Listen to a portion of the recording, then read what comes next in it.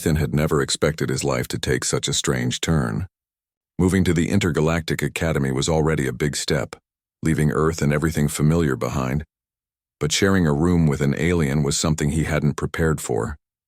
The Academy was a massive space station orbiting a vibrant star system, filled with students from dozens of planets. Humans were still a minority, and Ethan often felt like an outsider. When he first met Lyra, his new roommate, he had been taken aback. She was small, almost delicate, with translucent skin that shimmered faintly under the station's lights. Her eyes were enormous, reflective like liquid silver, and her fingers were long and agile. She had a quiet presence, moving with a fluid grace that seemed almost unnatural. Ethan remembered thinking she looked like a living work of art. But the thought didn't comfort him when he realized she would be living with him for the foreseeable future. The first few days were awkward. Lyra spoke very little, and when she did, her words came in a melodic, strange language that the translation device on her wrist barely managed to render into English. Ethan found it difficult to connect with her. She slept at odd hours, often disappearing into her personal workspace at night, tinkering with strange glowing devices. Ethan tried to give her space, but there was a constant tension in the room, a quiet sense that something was always just beyond his understanding. Ethan had barely finished unpacking when the first night came. The room was silent except for the soft hum of the station's life support system. He was exhausted from the day's lectures and zero-gravity combat training, and he fell into a deep, dreamless sleep almost immediately. The next thing he knew, he felt a strange weight pressing down on him. His eyes snapped open and his heart raced. Lyra was on top of him. Not aggressively, not violently, but her presence was firm, almost urgent. Ethan froze. His first instinct was to push her away, but before he could move, she whispered something in her soft, musical voice. The translation device on her wrist clicked and buzzed as it tried to form English words. "Help, calibration." "Human," it stammered. Ethan blinked, confused. "What?" he asked, his voice barely above a whisper. She tilted her head, her silver eyes wide, and tried again. "Need your touch for science." Ethan's mind raced. His roommate wanted him to help with science by climbing on him in the middle of the night. He didn't know whether to be frightened, annoyed, or fascinated. He decided on cautious curiosity. "Okay, calm down," he said slowly. "What kind of science?" Lyra hesitated, clearly unsure how to explain. Her small hands rested lightly on his chest as she struggled with words. Finally, she said, "Xiphoran biology. Resonance, need, human." Ethan frowned. He had no idea what she meant by resonance, but he sensed no danger in her touch. Instead, there was a strange trust in the way she held herself close to him, a vulnerability that humans rarely displayed so openly. He realized this was her way of asking for help, a way that was normal for her species, even if it felt startling to a human. He took a deep breath and nodded. "All right, I'll help, but slowly and carefully. I don't know what you need." Lyra's eyes brightened slightly, and she shifted her position to make herself more comfortable, though still maintaining contact. The next few minutes were tense. Ethan tried to remain calm, observing her movements. He noticed faint pulses of light running beneath her translucent skin, syncing with her breathing. There was an odd rhythmic pattern that seemed almost musical, and he realized this must be the resonance she had mentioned. Lyra explained, as best as she could with her limited translation, that her species had a unique biological rhythm that could synchronize with other life forms. Humans were rare in this regard, and their touch could help calibrate a Xiphoran device she had been developing. It was not dangerous, she assured him, only delicate work requiring precise alignment of her biofield with another organism. In this case, a human. Ethan's initial fear began to fade, replaced by fascination. He had always been curious about alien biology, but never imagined he would be participating in such a personal experiment. He remained still as she guided him, placing his hand lightly on a glowing patch on her forearm. He could feel a faint vibration, almost like a heartbeat, but quicker, more fluid. It resonated through his own arm in tiny pulses, and he realized he could feel the pattern shifting in response to his touch. Minutes passed, and Ethan became more comfortable. He asked questions about her species, about Xiphora, about why this experiment mattered. Lyra responded with short, careful sentences, her melodic voice punctuated by the quiet hum of the device. She told him that Xiphorans had once struggled with interspecies diseases, and the device she was calibrating could one day help humans and Zypherans share medical treatment safely. Her work could save lives. Ethan felt a sense of pride mixed with awe. Here he was, a human from a distant planet lying in a small dorm room on a space station, helping an alien save lives across the galaxy. The strangeness of the situation faded into purpose. When the calibration was complete, Lyra shifted back, her hands resting lightly on her lap. She gave him a small, almost shy smile. Ethan realized she had trusted him completely, something humans rarely did with strangers.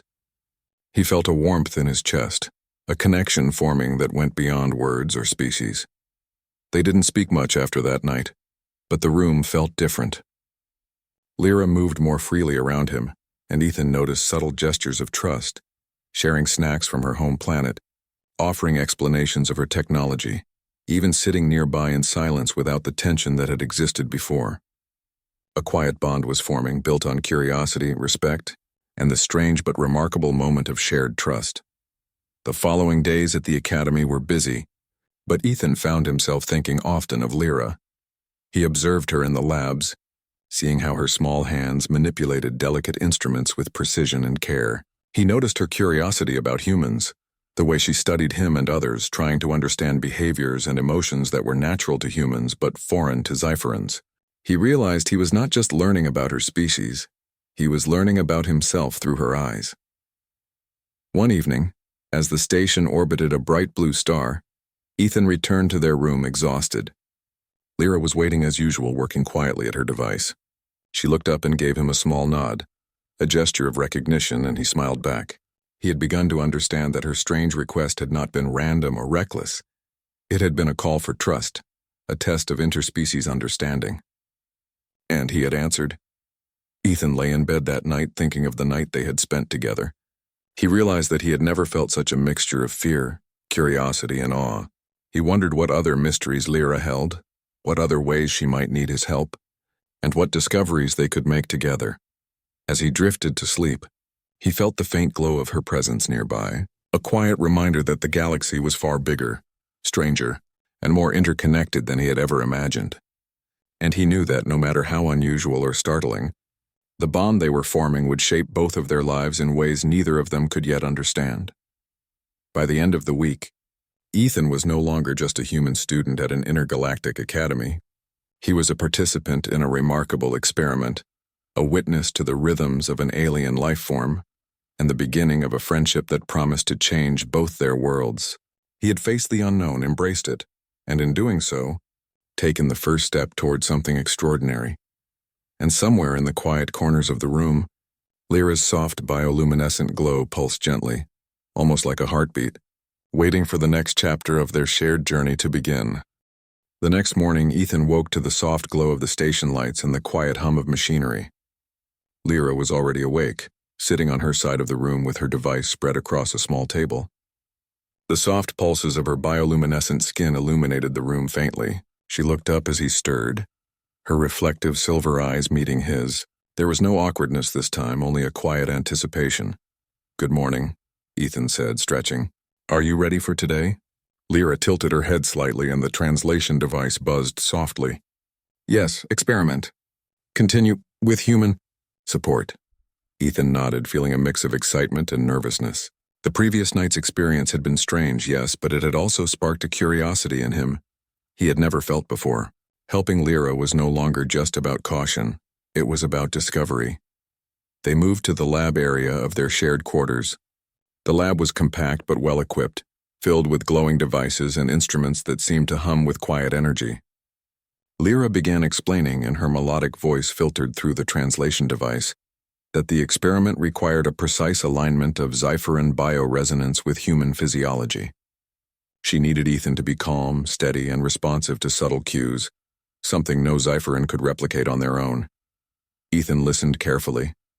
Fascinated, she demonstrated on herself first, showing the tiny fluctuations of her skin glow and how it responded to small changes in touch and proximity. He realized this was more than just science, it was an art, a delicate dance of biology and energy that spanned two very different species. "Are you sure this will work?" Ethan asked, unable to hide his skepticism. Lyra's eyes widened slightly, a small smile forming. Possible. With human cooperation. Must try. He nodded again and they began. Ethan placed his hand where she guided him, feeling the subtle vibrations beneath her skin. The resonance was faint at first, almost imperceptible, but as he adjusted his pressure and timing according to her subtle signals, it grew stronger. The device responded with glowing patterns that danced across its surface, indicating that they were in sync.